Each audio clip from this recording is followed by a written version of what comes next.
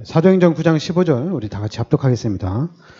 주께서 이르시되 가라, 이 사람은 내 이름을 이방인과 임금들과 이스라엘 자손들에게 전하기 위하여 택한 나의 그릇이라.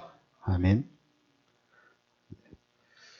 9장 우리 1절부터 보면 사울이 주의 제자들에 대하여 여전히 위협과 살기가 등등하여, 그러니까 사울이 주의 제자들에 대하여 여전히 위협과 살기가 등등하여.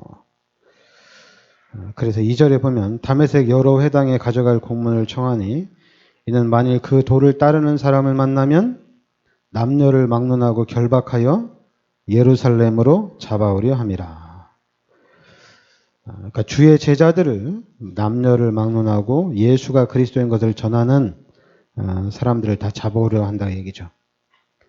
그런데 이제 3절에 사울이 길을 가다가 다메섹에 가까이 이르더니 호련히 하늘로부터 빛이 그를 둘러 비추는지라. 그러니까 땅에 엎드러져 들음에 소리가 있어 이르시되 사울아 사울아 네가 어찌하여 나를 박해하느냐 하시거늘 대답하되 주여 누구시니까? 이르시되 나는 네가 박해하는 예수라. 그러니까 너는 일어나 시내로 들어가라. 내가 행할 것을 내게 이를 자가 있느니라. 그러니까 이 사울이 예수 믿는 사람들을 핍박하고 요 예수가 그리스도라고 믿는 사람들을 다 잡아가기 위해서 지금 다메섹으로 가는 그런 현장이거든요. 그런데 다메섹에 가기 전에 바로 예수님을 만나게 됩니다.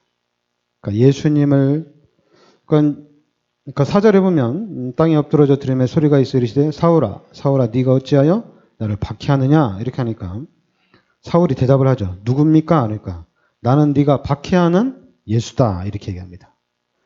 그러니까 사울은 그 당시에 기독교인이었지만은 성도였지만은 예수가 그리스도라는 것은 부인한 자거든요.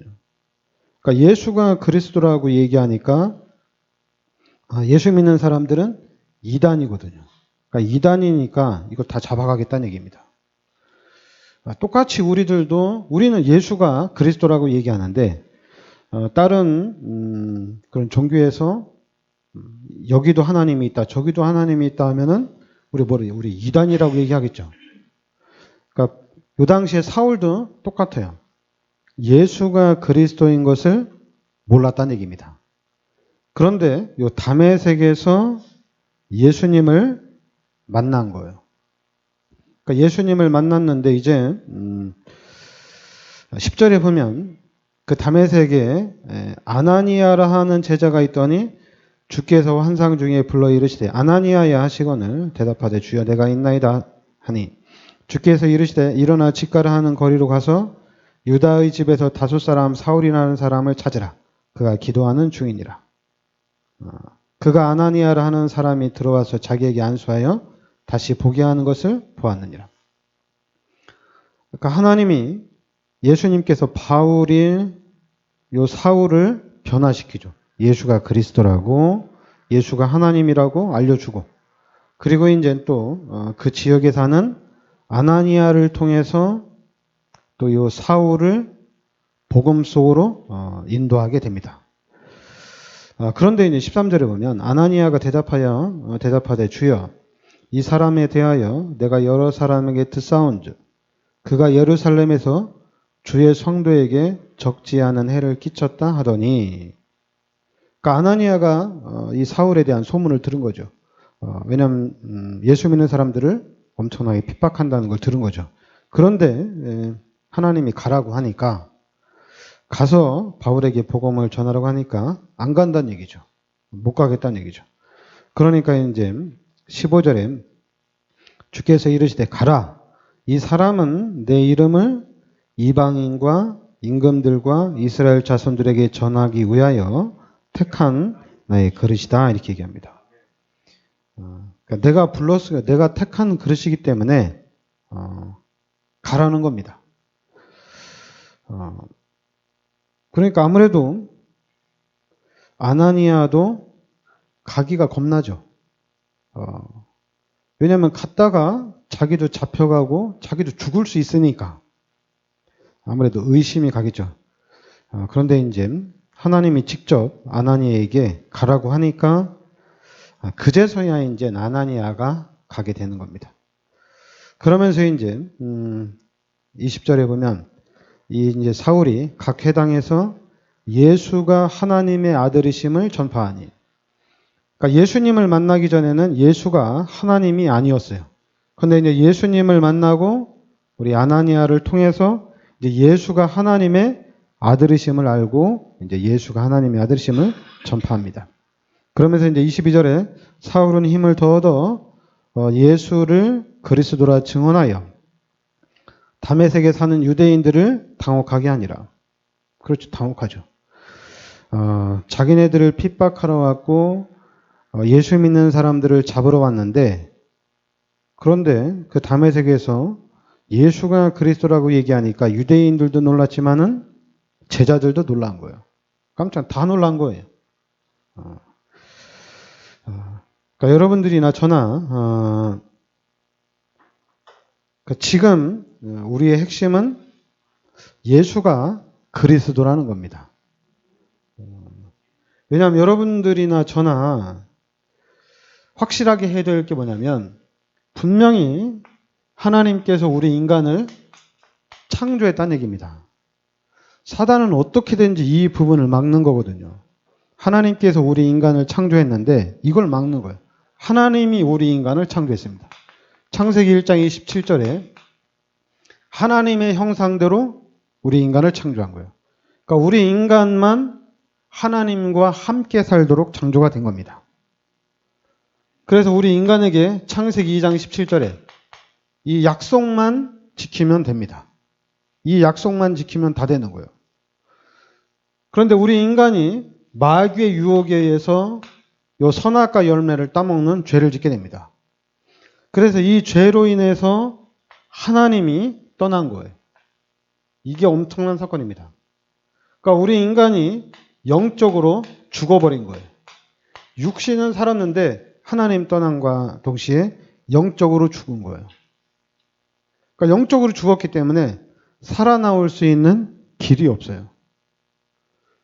그래서 우리가 예수 생명을 얘기하는 겁니다. 내가 곧 길이요 진리요 생명이다.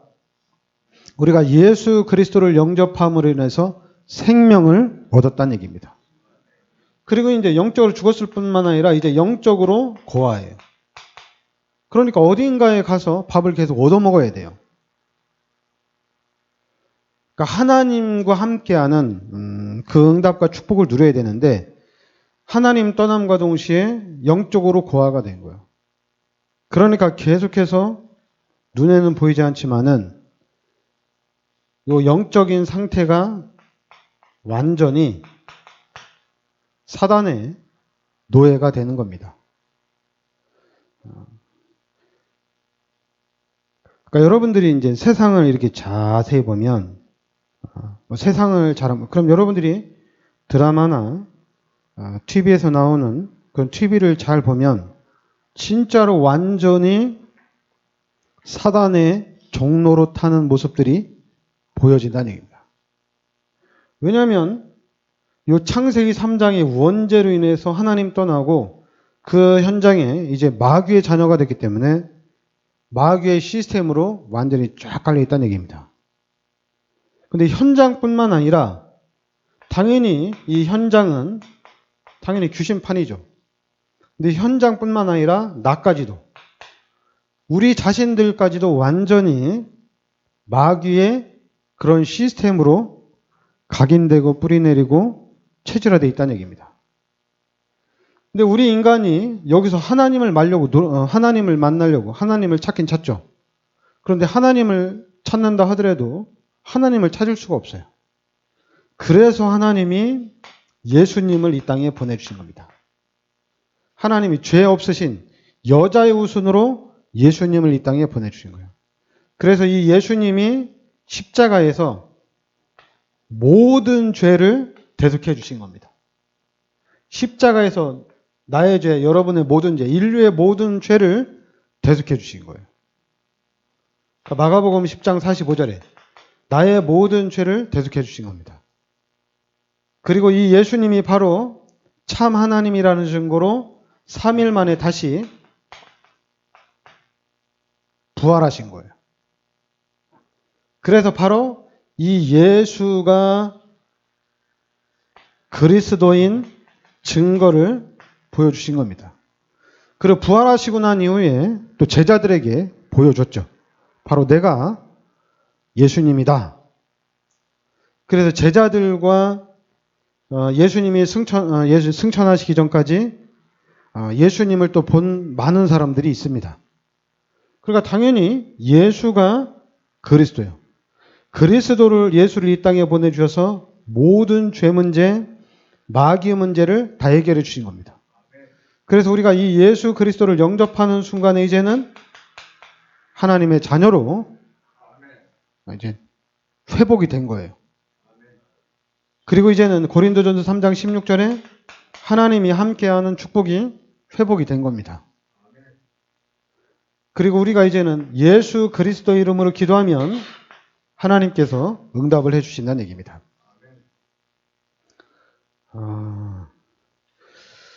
제가 이 복음을 듣고 난 이후에 모든 부분들이 거의 다 해소가 됐어요. 예수 믿고 난 부분에 이제 신앙생활 하면서 여러 가지 이제 풀리지 않는 그런 부분들이 있었는데 예수가 그리스도라는 이 복음을 완벽하게 나의 복음으로 붙잡고 난 이후에 다 해결이 된 거예요. 더 이상 필요한 게 없어요. 목회도 똑같아요. 지금 목사님들이 우리 성도들을 축복받게 하고 목사님들이 교회를 부흥시키려고 여러 가지 또 많은 것들을 행하는데 다락방은 또 다락방식으로 우리 성도들을 축복받게 하고 교회를 부흥시키려고 하는데 저는 그 부분도 답이 났거든요.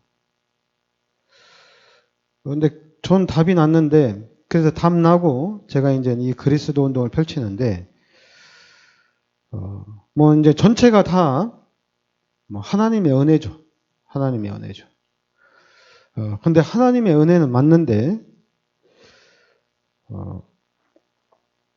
여러분 분명히 하나님이 부르신 게 맞거든요. 근데 하나님이 부르시는 게 맞는데 저는 바울을 보면서 바울은 진짜 믿음의 사람이구나. 진짜 열심히 있는 사람이구나. 이단들을 보면서 그 이단들을 내가 다 잡기 전까지는 밥도 먹지 않겠다. 이런 식으로 결단을 내리고 그런 열정이 있는 사람이거든요. 근데 그런 열정 있는 사람이 그 믿음으로 가다가 다메섹에서 이제 예수님을 만나고 난 이후에 나는 예수 믿는 사람을 핍박했는데 이 예수가 진짜 하나님이구나. 이 예수가 바로 하나님의 아들이 맞구나. 이 답을 얻고 난 이후에는 이제 핍박을 받으면서 예수가 그리스도라는 이 복음을 전하는데 집중을 하거든요. 그러면 우리가 예수가 그리스도인 부분에 집중을 하는데 뭘 알아야 될까? 훈련을 받아야 돼. 다락방식으로 우리가 훈련을 받아야 되나? 훈련을 받아야지 집중하는 건가? 꼭 훈련을 받아야지 우선순위가 바뀌나? 근데 제가 이제 저도 신앙생활을 제가 20살 때 이제 교회야 오래전부터 다녔지만 제가 이제 본격적으로 하나님의 은혜를 체험하고 하나님의 은혜를 누리기 시작한 거는 20대거든요.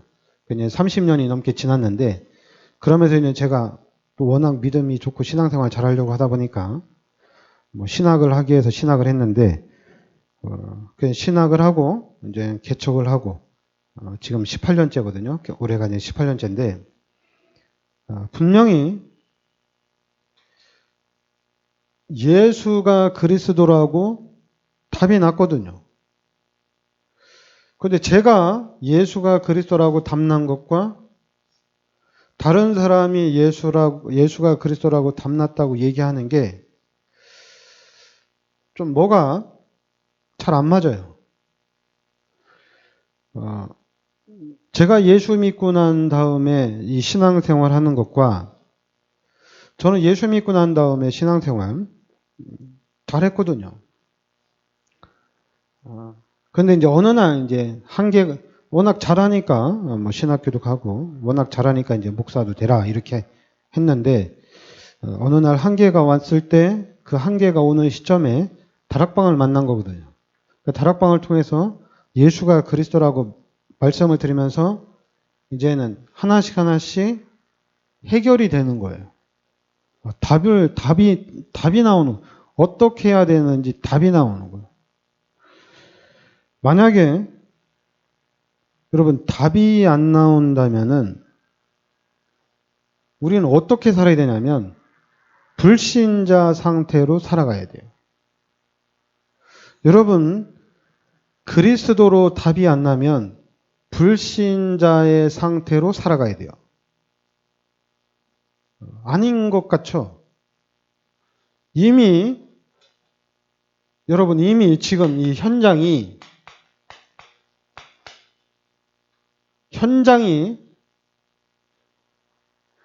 그러니까 이제 12가지 문제를 하면 지금 다락방은 지금 393도 나오고 뭐 여러 가지가 나오는데 현장이 그냥 쉽게 얘기해서 여러분들이 잘 아는 불신자 상태로 완전히 각인되고 뿌리 내려지고 체질화됐다는 얘기입니다. 그런데 현장뿐만 아니라 교회 현장도 똑같아요. 교회 현장도 그렇고 신학 현장도 눈에는 보이지 않지만은 이 불신자 상태로 당연히 그냥 쉽게 이 귀신의 것으로 완전히 시스템이 쫙 짜여 있다는 얘기입니다. 그러니까 이 부분이 예수가 그리스도라고 답이 확실하게 나고 예수가 그리스도라는 언약을 잡을 때 저 현장이 확실하게 보여줘요. 그러니까 저는 하나님이 저를 이렇게 복음 속으로 인도해 주셨는데, 그리고 또 하나님이 저를 목사로 불러주셨는데, 제가 평신도면 조금 더 쉬웠을 거예요. 신앙생활 하는데 더 쉬웠을 텐데, 근데 이제 목사가 되다 보니까 쉽지가 않아요. 복음을 누려서 너무나도 좋고 평안하지만은, 그런데 이제 목사로서의 시간이 길다는 얘기입니다. 그리고 또 이제 전도 열매도 있어야 되고, 또 교회도 부흥되어져야 되고, 또 성전도 건축이 되어져야 되고, 그러다 보니까 이제 당연히 눈에는 보이지 않지만 육신적인 것들이 들어오게 돼 있어요. 교인이 몇 명이냐, 또 교인이 몇 명이냐 또 떠나서 또 헌금을 얼마나 하느냐, 계산을 안 해야 되는데 이미 다른 목회자들이 항상 계산을 하고 있어요. 그러니까 목사들이 만나면 은연중에 계산이 돼요. 그리고 물어보고는 싶지만은 물어보지 못하는, 그냥 겉으로 이렇게 판단하는 것들이 보인다는 얘기입니다. 겉으로 보기에 레벨이 맞으면 같이 있고 레벨이 안 되면 그냥 무시하는 그런 것들이 있는 현장이거든요. 그래서 그걸 보면서 이게 복음 속에 들어왔는데도 왜 그럴까? 복음 속에 들어왔는데 예수 그리스도의 피로 우리가 구원을 받았는데, 그리고 또 우리가 이제 그리스도 안에서 같이 이제는 한 가족인데, 가족들끼리 왜 잘하냐 못하냐, 왜 응답을 받냐 못 받냐, 왜 자꾸만 그런 기준이 생겨나는 걸까? 응답받고 축복받으면 같이 연합해서 같이 원네스를 이루어서 만들어가면 되는 건데 왜 이런 것이 안 될까? 그거는 답은 다른 데 없어요. 그리스도 때문에 그래요. 여러분 제가 늘 얘기하잖아요. 그리스도의 맛을 봐야 되는데 그리스도의 맛을 못 보는 거예요. 이미 사단은 눈에 보이지 않게 이미 현장은 사단할 것으로 쫙 깔아놨습니다. 여러분들이 빠져나오지 못하도록 쫙 깔아놨어요. 여러분들이 여기서 빠져나오려면 진짜 복음에 집중해야 됩니다. 복음에 집중하지 않으면 절대로 안 보여요. 뭐 우리 다락방맨들 복음 깨달았다. 다 가짜예요. 진짜 복음 깨달으면 생각하는 것도 그리고 삶도 다 바뀌어야 되는 거거든요. 안 바뀌어요.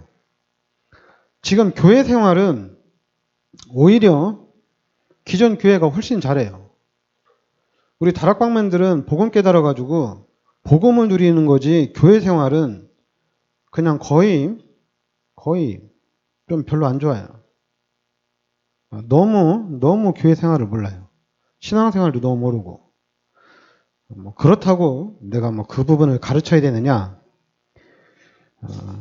그러니까 가르치니까 이상해지는 거예요. 가르치니까.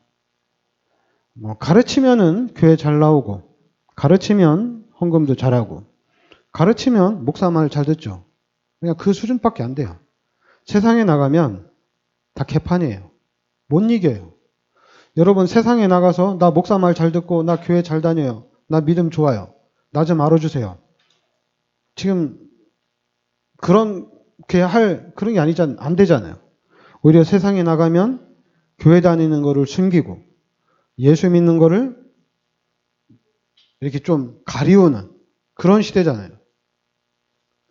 뭐 그냥 대충 사는 사람이야. 뭐 가서 뭐 기도도 하고 뭐 그냥 보통으로 사는 사람이야. 그냥 뭐 스스럼 없이 얘기하지만은 성공자들, 엘리트들이 밥 먹다가 기도하고 밥 먹기 전에 기도하고 그 엘리트들이 또 어디 가자마자 기도하고 그러면은 당연히 그 있는 현장에는 이슈가 되겠죠. 그런 이슈 속에 휘말리지 않기 위해서 숨기고 있는 건데 여러분이 잘 아는 박주영이 골 세레머니가 기도잖아요. 그러니까 우리 기독교인들이 엄청나게 좋아했잖아요. 근데 박주영이 사우디 쪽에 가서 축구할 때는 기도를 못했어요. 왜냐하면 거기는 모슬렘이니까. 기도하면은 테러 당할 수도 있고 순교 당할 수도 있거든요. 그래서 거기서는 안 했어요. 그러니까 똑같다니까요. 여러분 지금 그런 시대, 이런 시대에 우리가 살아가는데 우리가 어떻게 이겨나가냐예요. 그걸 이겨나가기 위해서는 복음에 집중해야 돼요. 왜냐하면 여러분들이 일하는 그 직장에서 불신자한테 야 예수 믿어라. 예수 믿어야지 구원받는다. 이런 얘기 할 수 있어요 지금? 뭐 20년 전에는 할 수 있었겠지만 지금은 못하죠. 여러분들이 잘 아는 그 박성수 장로님이 세운 이랜드 처음에는 주일 성수했죠. 다 문 닫았으니까. 그리고 11조도 냈죠. 근데 지금은 어때요? 바뀌었잖아요. 변화가 됐잖아요. 뭐 세상을 따라가다 보니까 그렇게 된 건데 그럼 그 시대에 이 시대에 살고 있는 우리는 어떻게 해야 되냐 이거예요. 어떻게 우리가 살아가야 되냐요. 그거는 여러분 복음에 집중하는 수밖에 없어요. 이미 현장이 사단의 시스템으로 가득했는데 이 현장에서 여러분과 제가 어떻게 살아나야 되느냐입니다. 어떻게 살아야 되느냐. 그 답이 뭐냐? 그 답이 없어요. 답은 사도행전 1장 1절에 예수가 그리스도라는 겁니다. 이거밖에 답이 없어요. 그리고 사도행전 1장 3절에 하나님 나라입니다. 그 사도행전 1장 8절에 오직 성령입니다. 이게 답이에요. 제가 이제 올해 18년째 이렇게 교회 개척해서 목회하는 가운데, 여러분, 저는 다락방 목사고, 저는 예수가 그리스도인 것을 깨달은 목사예요. 답을 가진 목사예요. 제가 늘 여러분들한테 얘기하잖아요. 제가 누구인지 여러분들이 잘 보라고. 제가 설교를 할 때 제 설교를 잘 들어보면 제가 누군지 알거든요. 근데 여러분들이 만약에 제 설교를 잘 안 들으면 제가 누군지 몰라요. 그러니까 제가 누군지 모르면 여러분 신앙생활 할 수가 없는 거예요. 자꾸만 성도 입장에서, 여러분 입장에서, 목사님이 가르쳐 주세요. 택민이가 가르쳐 달라면 제가 가르쳐 주겠어요. 택민이가 목사님 헌금 어떻게 합니까? 그럼 제가 가르쳐 주겠어요. 그런데 여러분들이, 성인인 여러분들이 가르쳐 달라고 하면 제가 뭘 얘기하겠어요? 이것밖에 할 얘기가 없어요. 너는 죄인이다. 당신은 마귀의 자녀다. 하나님 떠났다. 그리고 그런데 하나님이 예수님을 이 땅에 보내주셔서 그 세 가지 문제를 다 해결해 주시고, 그래서 그 세 가지 문제를 해결해 주신 그 예수님이 지금 내 마음속에, 지금 당신 마음속에 함께 하신다. 예수님이 지금 여러분 마음속에 함께 하신다는 얘기입니다. 그리고 그 예수님이 십자가에서 모든 죄를 다 해결해 주셨다는 얘기예요. 여러분들이 지옥 가야 되고 여러분들이 마귀의 종로로 타는 삶을 살아야 되는데, 근데 그 예수님께서 십자가에서 나와 상관없이, 나와 의논하지 않고 십자가에서 모든 죄를 대속해 주셨다는 얘기입니다. 그런데 이 십자가 사건이 이게 보통 사건이냔 말이에요. 그런데 기독교가, 신학이 이 사건을 보통으로 만들었어요. 아무것도 아닌 것으로 만들었어요. 그래, 예수님이 나의 죄를 십자가에 대속해 주신 걸 내가 모르는 게 아니야. 나 알아. 아니, 어떻게 예수 믿는 사람이 그따위로 말을 할 수 있냔 말이에요. 예수님이 나의 죄를 십자가에 대속해 주신 걸 내가 알아. 그런데 내가 신앙생활을 어떻게 하란 말이야, 내가. 내가 뭐 다 갖다 바치란 말이야? 아니, 이런 말을 어떻게, 예수님이 나의 죄를 십자가에 대속해 주셨는데 그게 사실이라면 그 말을 그런 식으로 그따위로 하면 안 되죠. 교회를 어떻게 다니느냐, 신앙생활을 어떻게 하냐, 전도를 어떻게 하냐, 그 물을 이유가 아니죠. 분명 여러분들이 진짜 지옥에서 해방을 받았어요. 지옥 안 갑니까? 지옥 안 가는 게 맞아요? 우리가 이 복음 깨닫고 기존 교인들한테 전도하다 보니까 권사님도 만나고 장로님도 만나고 목사도 만나고 사모님도 만나고, 그래서 얘기하니까 뭐라고 그래요? 다 천국 못 간다고 그러잖아요. 왜 못 가냐니까 갈 자격이 없대. 여러분도 갈 자격이 없어요? 여러분들은 예수 그리스도를 믿는 하나님의 자녀잖아요. 근데 왜 못 가요? 그러니까 여러분과 저는 이제는 지옥 안 가고 죄인이 아니고 이제는 하나님의 자녀잖아요. 그럼 우리가 무엇을 고민해야 돼요? 또 무엇을 먹을까? 또 내가 이 땅에 살면서 어떻게 살까? 그걸 고민해야 되냔 말이에요. 목사들이 무슨 차를 타고 다닐까? 이런 고민을 해야 되냔 말이에요.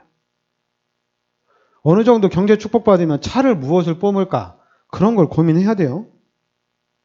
그냥 되는 대로, 육신적인 고민은 불신자들이 하는 거고 우리는 그냥 되는 대로 살고, 진짜 이제부터는 하나님의 계획이 무엇이냐, 하나님의 뜻이 뭐냐, 하나님의 계획이 무엇이냐, 이 부분을 여기에 우리가 집중을 해야죠. 여기에다가 왜 그렇게 쓸데없는 데 집중하고 거기에다가 에너지를 낭비하고, 그런 육신적인 것 때문에 상처받고 시험 들고 교회를 다닌다 안 다닌다, 은혜가 된다 안 된다, 왜 자꾸 그러냔 말이에요. 그리고 또 저 코로나 시대에 왜 기독교인들이 코로나에 집중하냔 말이에요. 코로나가 무서워요? 아, 생명은 하나님께 있다며. 생명은 주께 있다며. 그렇다고 뭐 마스크 쓰지 않고 다니라 그런 게 아니잖아요. 우리의 정신, 우리의 마음은 진짜 하나님의 말씀을 딱 붙잡고 있어야 되잖아요. 그런데 하나님의 말씀보다 이 귀신의 것에 너무 집중을 하고 이 육신의 것에 너무 시달린다니까. 이것 때문에. 아니, 지금 3월 달에 이제 선거가 있는데 왜 우리 기독교인들이 대통령이 누가 되는데 왜 거기에 집중해요? 관심이야 가질 수 있지. 그런데 왜 여기에 집중을 하냔 말이야. 대통령이 누가 되든지 왜 거기에 집중하냐고. 복음에 집중을 해야지, 복음에. 그리스도에 집중하고 전도에 집중을 해야지. 관심이야 가질 수 있지. 누가 되든 누가 되든. 내가 좋아하는 사람 뽑을 수 있지. 그런데 왜 그거 가지고 싸우냐고, 우리 기독교인들이. 목사들이 그거 가지고 코피 터지게 싸우고. 병신들 같이. 그러니까 성도들도, 중직자들도 거기에 코피 터지게 싸우고. 미친 새끼들이에요, 진짜. 정신을 못 차려요. 여러분들이 복음에 집중을 하셔야 됩니다. 그리고 지금 내가 늘 여러분들한테 얘기하잖아. 후대들한테 집중하라고. 왜 자꾸 쓸데없는데. 자꾸만 육신적인 부분에 제가 교회에 대해서 이렇게 해라 저렇게 해라 얘기를 안 하잖아요. 후대에 집중하라고. 여러분 자신이 복음에 집중하고, 그러면 진짜 복음에 집중해서 복음의 답이 나면, 근데 그게 하나님의 은혜가 있어야 되는 거거든요. 그러니까 제가 가장 쉬운 거, 여러분 후대에 집중을 하시라고. 여기에 24를 하라고. 다른 거 신경 쓰지 마세요. 여기에 집중하세요. 여러분 자녀들, 여러분 후대들을 놓고 집중적으로 기도하셔요. 나는 좀 더 뭐 신앙생활, 뭐 교회 생활에 집중하겠다. 그러면 뭐 여기에 여유가 있으면 전도에도 집중하시고, 뭐 교회에도 집중하시고, 그 다음에 하나씩 해나가면 돼요. 뭐 당연히 목사님들은 교회에 집중, 전도에 집중하기를 바라죠. 그래야지 교회가 부흥되어지고 교회가 좀 살아나니까. 이런 후대에 집중하라는 얘기는 안 하거든요. 왜냐면 이거는 시간이 오래 걸리거든요. 후대에 집중해가지고 우리 후대들이 축복받으려면 10년을 기다려야 되고 20년을 기다려야 되고 길게는 40년, 50년까지 기다려야 되거든요. 그러니까 열매가 없어요. 안 보여요. 그러니까 이런 얘기는 잘 안 해요. 후대에 집중하라는 얘기는 안 해요. 무슨 얘기를 제일 많이 하냐? 전도에 집중하라. 교회에 집중하라. 그러면 표시가 팍팍팍 나거든요. 교회에 집중하면 성전건축도 하고, 또 전도운동에서 부흥되면 또 성전건축하고, 이거는 확 나타난다고요. 그러니까 여러분들이 말씀을 들으면서 유승훈 목사가 하는 얘기가 무엇인지, 원하는 게 뭔지 여러분들이 잘 알고 잘 따라오면 저는 기대가 되거든요. 왜냐하면 여러분들도 천국 가고 저도 천국 가고 또 천국 가면 만날 수도 있고, 그럼 제대로 하면 천국 가서 만났을 때 얼마나 좋겠어요. 얼마나 기쁘겠어요, 서로. 그러니까 여러분과 제가 진짜 천국에서 부끄럼 없는 그런 만남을 좀 가졌으면 합니다. 네, 기도합시다. 하나님, 은혜를 감사드립니다. 하나님께서 이 시대 저희들을 참 복음과 참 언약 속으로 인도하여 주시니 감사드립니다. 우리가 이 언약 붙잡고 하나님께서 예비하신 모든 응답과 축복을 누리게 하여 주시옵소서. 예수 그리스도의 이름으로 기도합나이다. 아멘.